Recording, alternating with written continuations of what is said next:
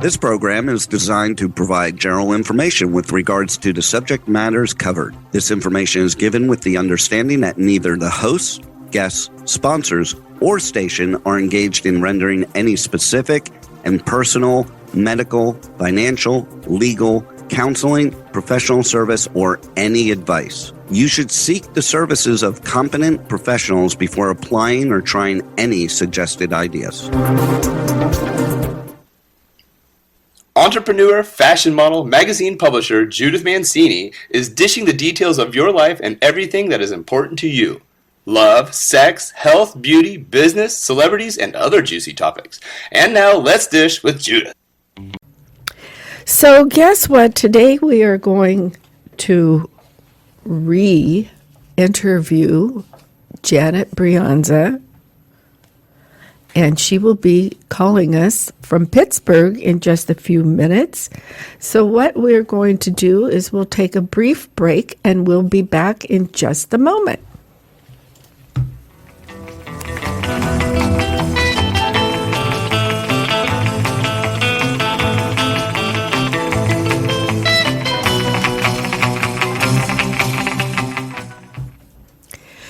Good morning. Thanks for sticking with Dishing with Judith. And my apologies, because apparently last week we had a solar flare. And do you know what a solar flare is? If you don't, you need to listen to my guest, J.R. Brienza. Hi. Hello, how are you? Well, better than we were last week when we couldn't hear each other and we kept... Apparently, a lot of people were hearing Christmas music. So if that's not a solar flare problem, I don't know what is. It's a government conspiracy. I blame the Russians. Oh, it could be. Could be. Let me introduce you properly so our guests will know exactly what you do. She is a woman of many talents. J.R. Brienza is an interior designer and a general contractor who specializes in green residences and commercial spaces. And she helps them create a world of all their own. She has long been fascinated with our little planet Earth, and the multi-universe beyond has ignited a passion for writing and dreaming about what could be out there. Brienza resides in Pittsburgh with the love of her life, Jeff, and their furry pets. Now, I have to tell everybody, Janet happens to be one of my very dearest, longest friends from my time in Pittsburgh. So welcome, JR. I'm calling you JR now because that's what's on your book. Correct. I use that as my pen name. Right. So the title of her book is The Belt of Orion, Nibiru Rising. Did I say it right? That's Nibiru Rising. You've got it. Okay. Well, I'd like you to tell everybody a little bit about your book. But before you do that, tell them about your interest in this and if you've ever seen a UFO or how you really got into extraterrestrials and this wonderful story that I'm just blown away by because I've never been into this. I don't know anything about it, so I was thrilled to read the book. Well, for me, it's always been, it's been an interest since childhood. I really do have to give my dad credit for this. He was very interested in outer space and very interested in all of that stuff. And we would talk about it all the time. And as a child, I remember, like one of my characters, one of my favorite gifts was a telescope. So it's something that I've always been fascinated by. The idea for the book was really an accident. I never planned to write something that had a little bit of a science fiction feel to it. I've always written. I've always been a writer. But my things have always been more surrealistic or metaphysical, if you will. So I never really intended to write something that had a little bit of a science fiction feel to it, but I just one day got an image in my mind. I saw the last chapter of this book. It came to me like a film. Well, wait, don't tell everybody the ending. Okay. But I can see where you could work backwards. Many people do solve problems by working backwards. So that's interesting. Well, I do that in my design work, too. I see the finished product, and then I move toward that goal. And I think that's the way to do any big project like that is very visual. Mm-hmm. Yes. So the interest in all things outer space has been, I think it was cultivated by my dad, who just loved it and was fascinated by the whole thing.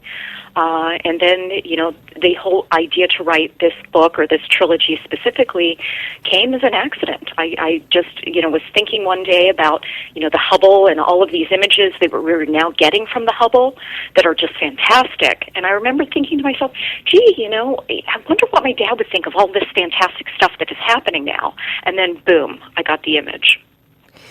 Now, explain for some of our listeners who are not into things in space and watching the stars and the planets and things like that. Tell them what the Hubble is. Of course, out here in California, because it's been the aeronautic industry for so long, I think there are more people out here on the West Coast that think about these things. So tell them what the Hubble is and how that ties in with your story. The Hubble is essentially a very, very high-powered telescope, and the images that are coming back are just fantastic. Nebula, and actually the Orion Nebula, which was one of the images that, again, started my mind going. But the whole idea about Planet X and the book, and I don't know if your listeners are really familiar, but Planet X is something that scientists currently, even Caltech, there are a group of scientists that mathematically have been able to prove that a ninth planet does indeed exist. And their theory is that because of the rest of our solar system tends to all point in a similar direction, there has to be something large, essentially balancing and holding all of that energy in the other direction. And so mathematically, Planet X, I think Caltech, those folks are calling it Planet 9. I believe it's out there. They believe it's out there. Well, Caltech just made an announcement a couple months ago, I think it was, that there is a Planet 9. Now, one of these things that they're talking about and you're talking about is that the Earth and the other planets in the solar system rotate in a circular manner. Correct. And the other concept is that Planet X may be in an elliptical pattern. Is that correct? That is correct. And I think the gentlemen at Caltech also seem to feel that Planet 9, which to me parallels Planet X almost exactly. Yes, it's a little too close to call it something different. Elliptical orbit, and would take about 20,000 years to rotate the sun. But so there's the theory that it could be being blocked by the rings of Saturn. Did I read that? You did, and I don't know. I don't know if I buy that or not. I think what the Caltech gentlemen have essentially come up with is that it is located in the Kuiper Belt, which is well beyond Pluto. It is a very icy place filled with lots of debris, and I don't know that it's being blocked by Saturn's rings, but I do think that it's out there. I think it's just a matter of the telescopes, like maybe the Subaru, something that is extremely, very high, very powerful, might actually see the darn thing. So I think it's really just a matter of time. They know it's there. It's just a matter of time before it's being seen. Well, let's back up now and start with your first character in the book, how it starts and how it progresses without giving away the whole story. It starts with two little boys. It does. Yeah, go ahead. It starts with Oliver Ryan. Oliver Ryan is a little boy in Pittsburgh. of all places. And Oliver has this feeling that something big is about to happen, and he's anticipating something huge. And he doesn't know what, but he knows that they're coming. And he jumps out of bed and thinks that he sees something hovering in the sky. And he's very upset because he thinks that's a UFO, and he believes that that UFO has been sent for him. And he wants desperately to go with them. And he's very upset when that thing that he sees disappears. But as his brother gets him back to bed, and he calms down and gently falls back to sleep, this little boy realizes that, you know what, they're going to be back. And not only will they be back, I know that I saw something, and I saw someone across the hollow who saw them too. Well, go on. Don't tell the whole book, but that's essentially chapter 1. This is a very interesting book to me, the way you have written it also. It almost reads like a screenplay, and it has, there's so many shows on television now and in the movies where there are several different plots and characters, and you go from one scene to another, and your book is, to me, written like a screenplay with fabulous conversation and scientific facts and all. So this is really one fascinating book. Again, I want to tell you the name of the book, and it's just been released in the last month. The Belt of Orion, Nibiru Rising. J.R. Brienza is our guest. So tell us some of the other characters and how it flows. Well, my favorite character is Kelly Ramirez. Kelly Ramirez is a tabloid news journalist, and she's something else. I love her. She's Wait, did you name her after me? I mean, am I her? Pardon me? Am I her? Yeah, in many ways you are. You're smart, you're plucky. I love you. Yeah, you both have a fabulous closet, beautiful clothes, and look great in them. So we like the shoes. So in many ways, sure, yes, you are Kelly Ramirez. Thank you. But unlike Kelly Ramirez is not an angel. She will do whatever, dare I say whomever, to get ahead. I mean, she is extremely driven and will stop at nothing. So Planet X, for her, is a ticket to Emmy glory. Planet X is something that is going to bring her fame, and she knows it. But the problem is, as she pursues the information regarding Planet X, she finds that she is being taken down a very treacherous path, and it is not at all glamorous what happens to her.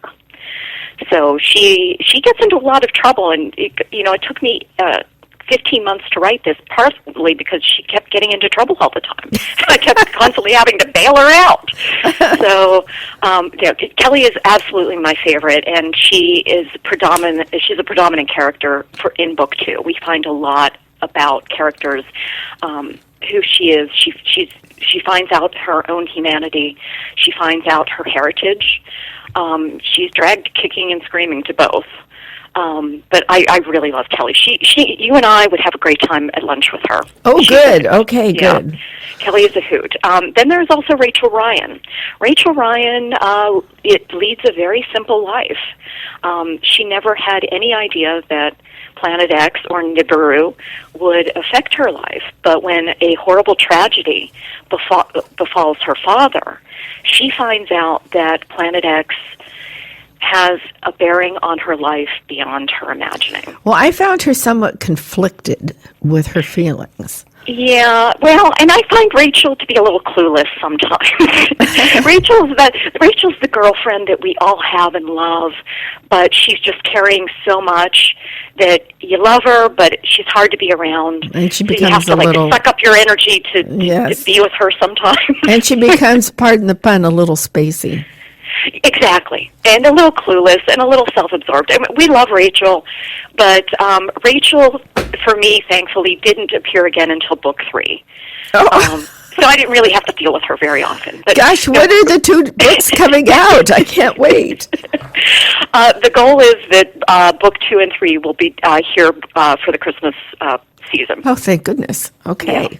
Well, the good news is they were largely already written and part of the original manuscript. So I had a really good jump start on 2 and 3 because the original manuscript was just so big that I had to kind of dismantle it and make sense of the thing. But another character I love is Dr. Aiken Edwards. Yes. I really enjoyed writing him. Well, hold that thought. Let's take a little break, and when we come back, we'll talk about him because he's an interesting character. Great.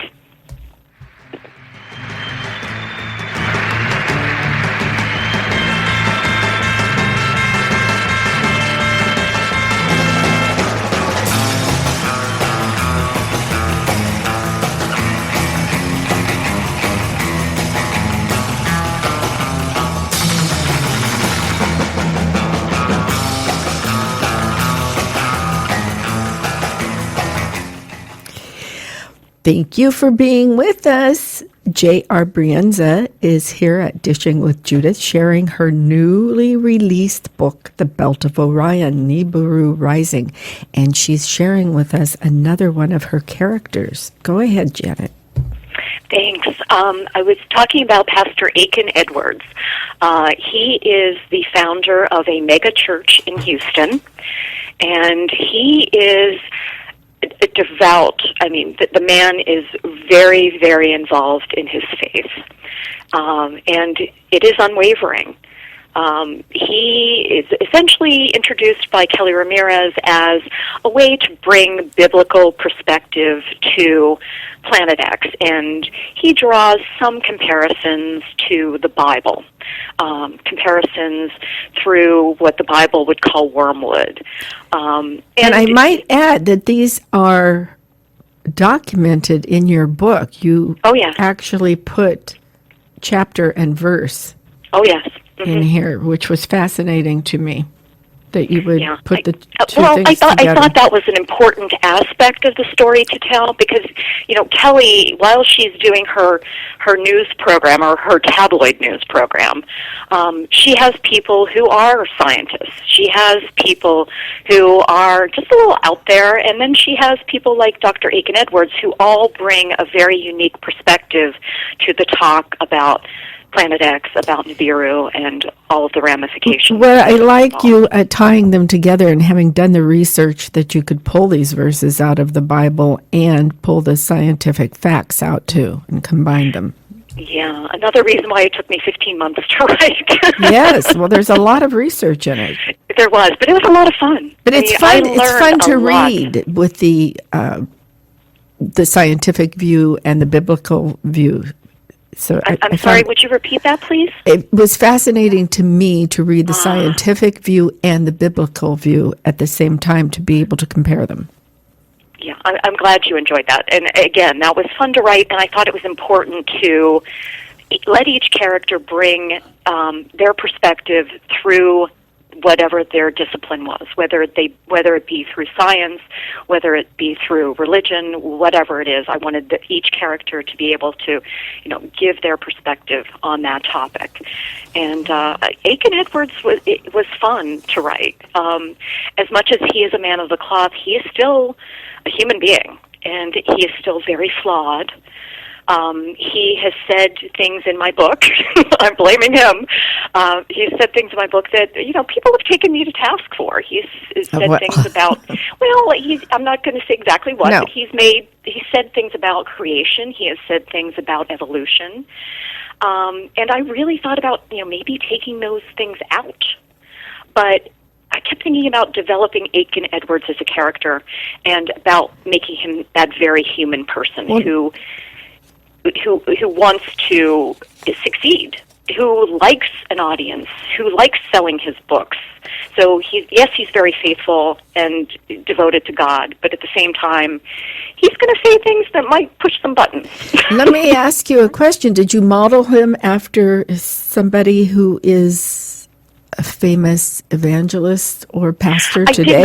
Although I think some of the mannerisms, you see things on TV and you think, gee, that's kind of over the top.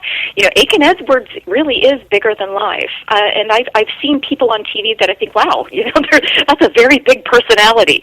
And yes, Aiken Edwards has a big personality too. But to say there's someone specific, no, I think he's probably an amalgam of lots of different people, both men and women. Very interesting. I liked his character also. Another character I was enthralled by was, maybe I'm not saying it right, Enlil? Enlil? Enlil, yes. Okay. He is a How do you mystery. pronounce it? Enlil. Enlil, okay. Enlil. And Enlil has had a dual life. Enlil, when Kelly first meets him, she believes that Enlil is Dr. Kirk Kalkstein. And she thinks she's interviewing Dr. Kirk Kalkstein. And as she's on her show, she realizes that Dr. Kirk Kalkstein not only refers to himself as Enlil, but Dr. Kirk Kalkstein believes that he is a member of the Anunnaki alien race. Now, where did the Anunnakis come from? Anunnakis come from Nibiru and or Planet X.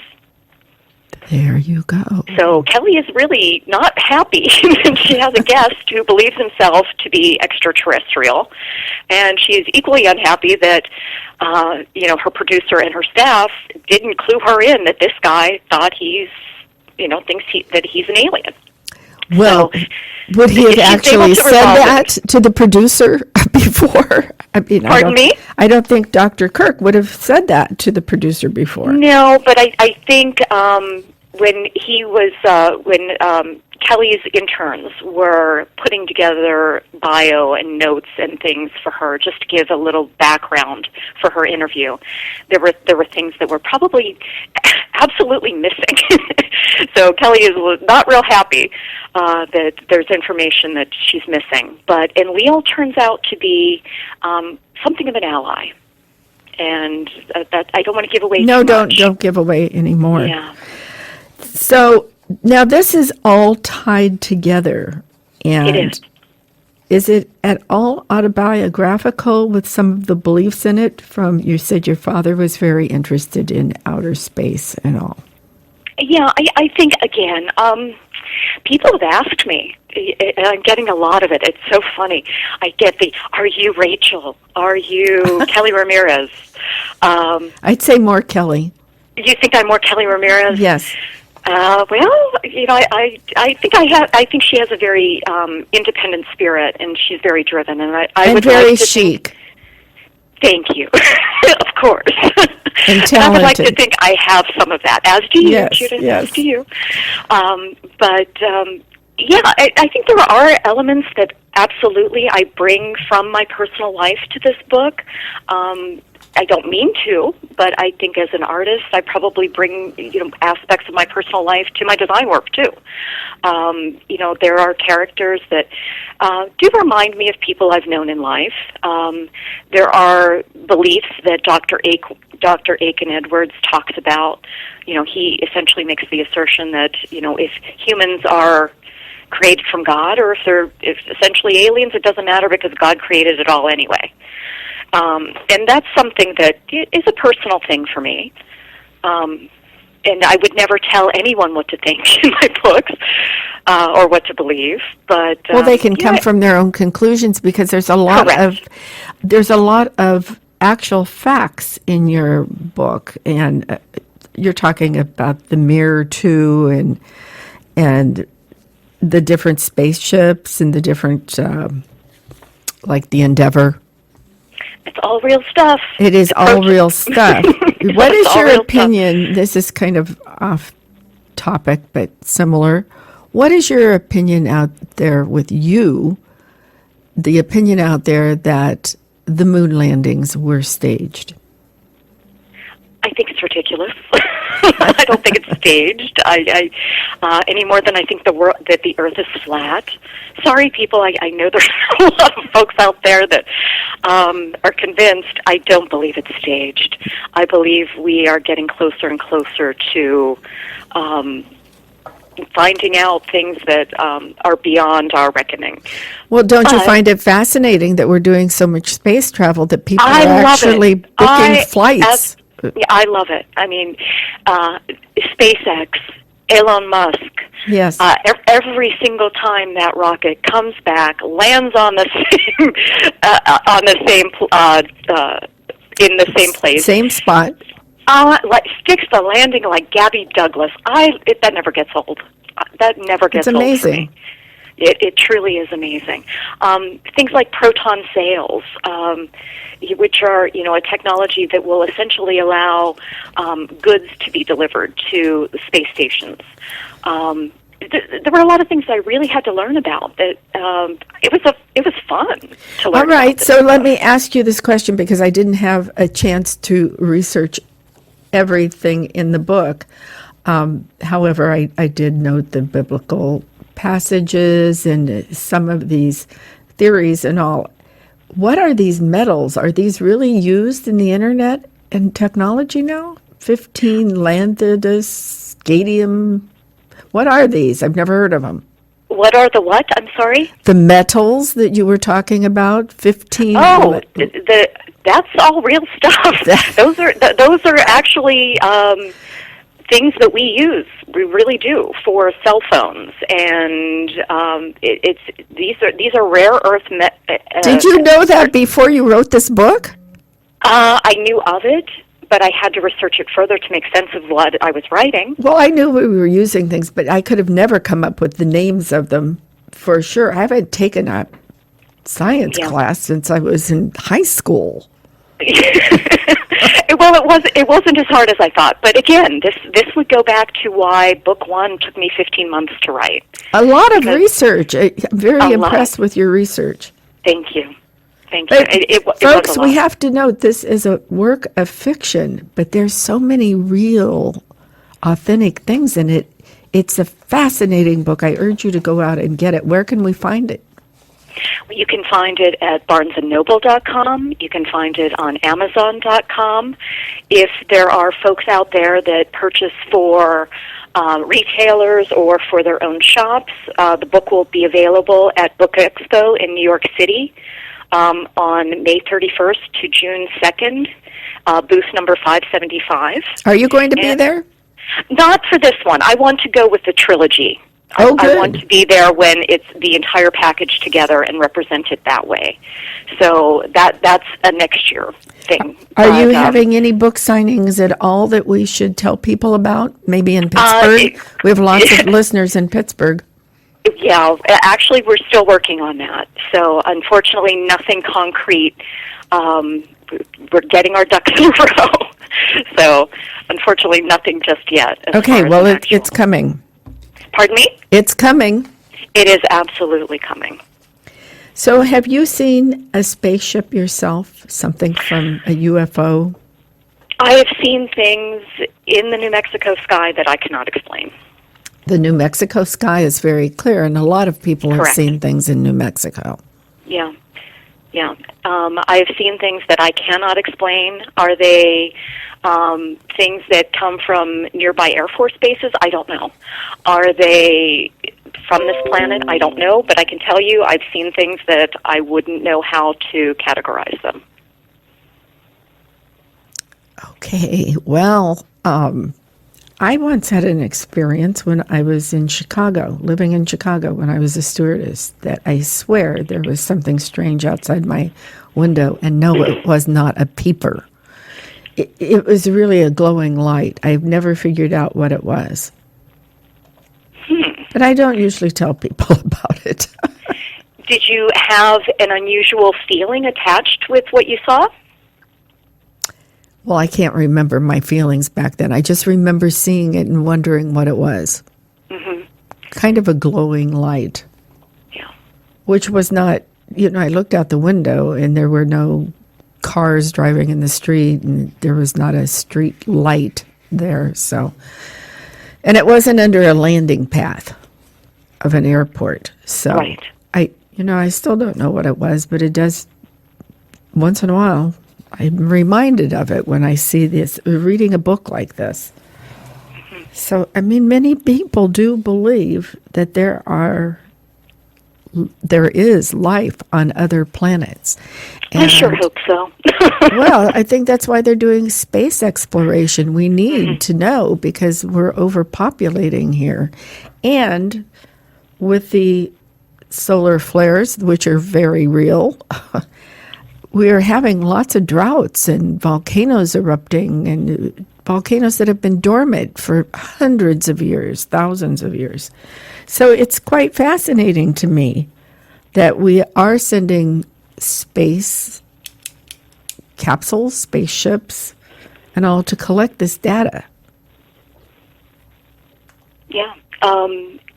What I think is very interesting, while doing the research for the book, one of the scientists talks about how Planet X, as it nears, or how Nibiru nears the Earth, and how it will cause our molten core to shift, and how that will really mess with our magnetic poles.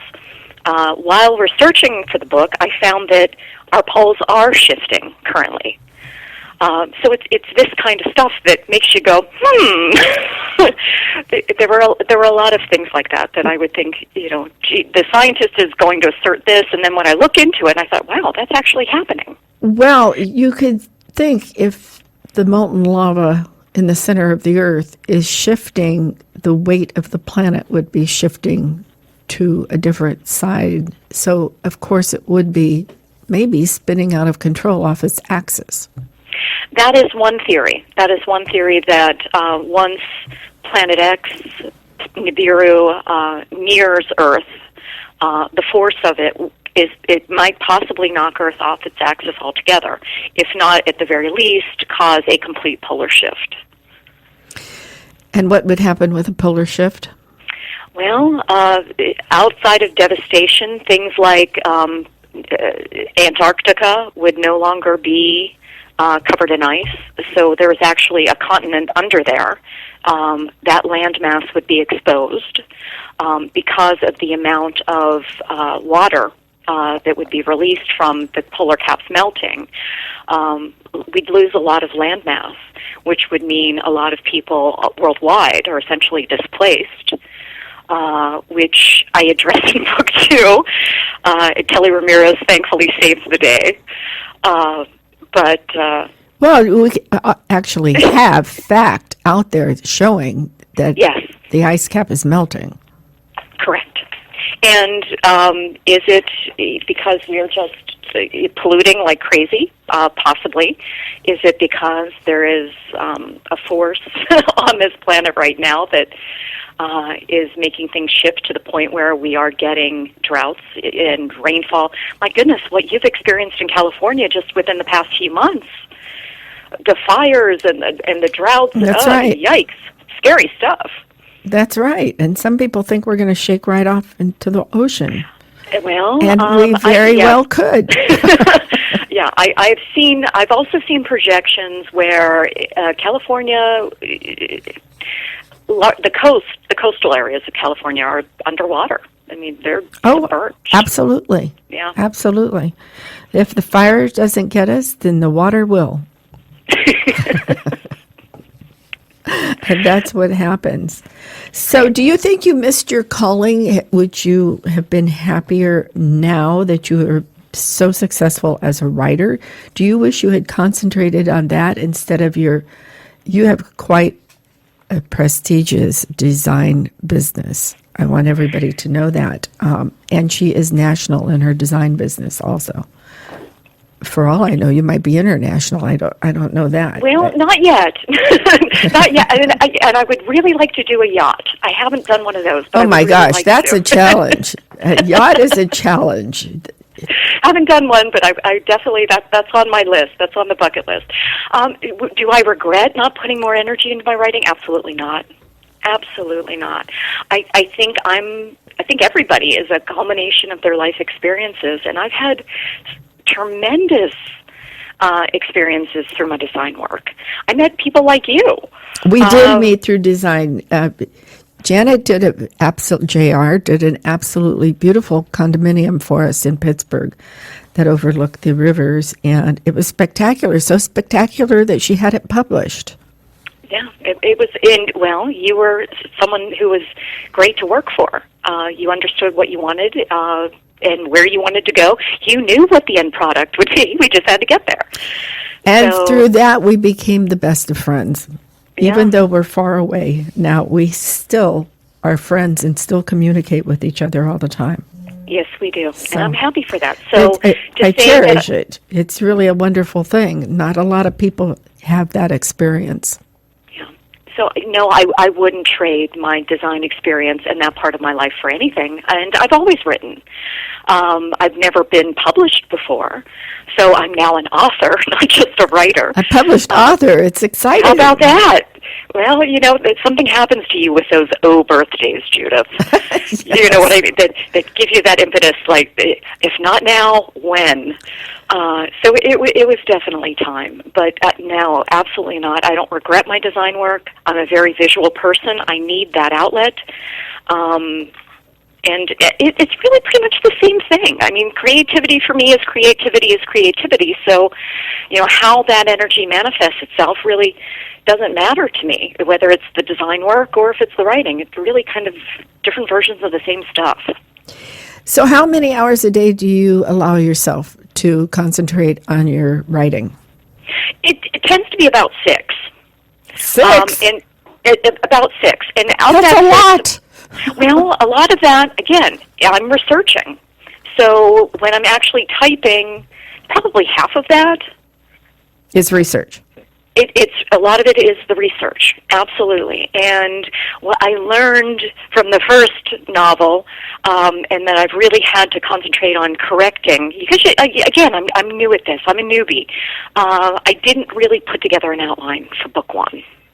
Would you put together an outline for book 2, since you've really actually written the trilogy and you're just going back and tweaking? Correct. And so once I realized that the original manuscript was so unwieldy and such a mess, I really had to take it apart and dissect it and turn it into something that I did have to really sit down and put together that outline, because well, you learn. Now, I've never written a book. I used to enjoy writing. Of course, I had my magazines, and I do a publisher's statement or something. Yeah. Not a big deal. But I've often thought about writing a book, and I did do creative writing and all when I was younger and enjoyed it, but never got so far as to write a book. Do you think everyone has to do an outline? I think it's helpful. I think it helps you keep on track. Honestly, when I started book 1, I probably should have done it, but I was so convinced, I know where I'm going with this. And I did, because like I said, I got the visualization of the last chapter in my head. It played like a movie in my mind's eye, so I knew where I was going. But I did have to backtrack and move a lot of stuff around that I might not have had to do had I just sat down and gotten out the darn outline in the first place. So I think if you're a very enthusiastic but sometimes scattered person, an outline is key. Well, I suppose it helps with the flow to know which chapter is going to follow which chapter. Correct. And how the dialogue goes. Correct. I think you are excellent at developing characters, and your descriptions are just incredible. Your descriptive writing is, you can see the people in front of you, the fashion that you put Kelly in, and you describe it in detail, talking about Chanel outfits and things like that. And you describe how the pastor looks and everybody. It's such great character development. Thank you. I think that might tie in a little bit with your interior design, because you're into detail with that. And you're painting pictures. Yeah. You're painting pictures of things. Right. I'm very visual, and I think it does come out in my writing. Well, I congratulate you on your success with this. What is your next venture when you release the trilogy? Do you have another book in mind? Actually, I've already started it. It's called, I should have known. It's called Zoo, which is the Chinese word for pig, and it's a modern-day Frankenstein story. Whoa! Yeah, it's a modern-day Frankenstein story. Think of Edward Scissorhands meets Frankenstein. So it's turning into a very touching, a very touching human story. But instead of science fiction, the fiction has a medical bent. Which again, research. Yes, a lot of research. Lots, because I know as much about medicine as I know nothing about medicine. So yeah, that's been something. But it's based well, you have some great current medical centers there, and maybe you can have access to some of their libraries and all. That would be helpful. Yeah. Of course, you have great libraries, period, and the internet. And Pittsburgh Correct. is full of wonderful areas to research things in, but also the internet you can do anything on now. So what am I thinking? Right. So that's exciting. And will that be a trilogy or just one novel? No, I think that's a onesie. I put together the outline, and Zoo it's feeling like a onesie. But again, very current medical technology. And lots of research for that reason. And so this is going to be your genre, doing these sort of sci-fi, paranormal, Frankenstein type things. I don't know why, but that's where I seem to land. Was your father into that, or your mother, or no? Anybody? That's just my weirdness. Well, I know you had some people advising you on certain sections of your book. For instance, the rifles and how to make rifles. So we give a shout out to Uncle Dan. I hope he's listening. A talent. They broke the mold with that man for sure. Yes, and he certainly is good at what he does. Well, that's actually a family thing. My grandfather had the same skill. My father did. My father had that skill. My Uncle Dan will probably hit me for saying this, but I think the most talented of all of them was actually my grandfather. How interesting. Well, so is the grandfather in the book. So thank you, Janet, for coming on. J.R. Brienza with her new book, The Belt of Orion, Nibiru Rising, and get it on Amazon, right? Amazon, BarnesandNoble.com, or www.jrbrienza.com. And you can see more on your website, which is? www.jrbrienza.com. And you also have a Facebook page on it, don't you? I also have a Facebook page, an author page on Facebook, and I have a Kelly Ramirez fan page on Facebook. Oh, boy. Well, I'm joining that today. Okay. Well, thank you so much for coming on. I love talking with you. I love you, and I hope to see you in person soon. My love to Jeff and to the furries. And I just love the book. So people get out there and buy it. All right, I'm going to leave you with these words. Cherish yesterday, dream tomorrow, but live today.